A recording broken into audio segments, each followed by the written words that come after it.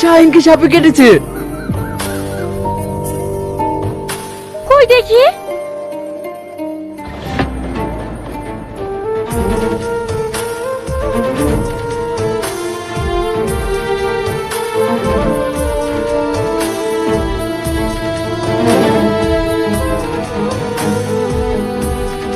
আমি আর চন্দনে থাকতে পারছি না।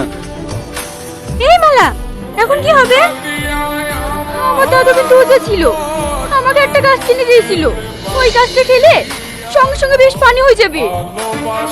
দেখি তো এখানে পাই কিনা।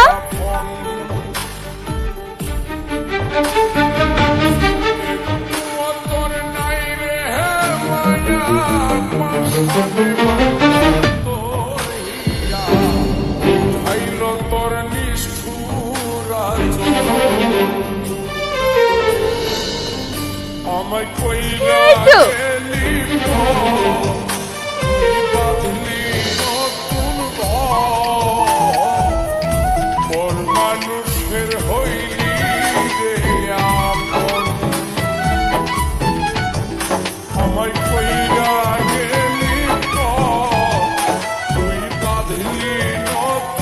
এই শেকড়টা চাবি খাইলাম, এক্ষুনি ঠিক হয়ে যাবে।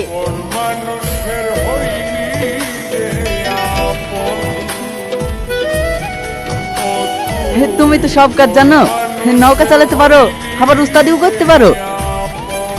এটা আমার দাদু শিখে দিয়েছি, আমার দাদু যে ছিল তো তাই। কি রে, যেতে পারবি তো? কই আর অসুবিধা হচ্ছে না তো? চ।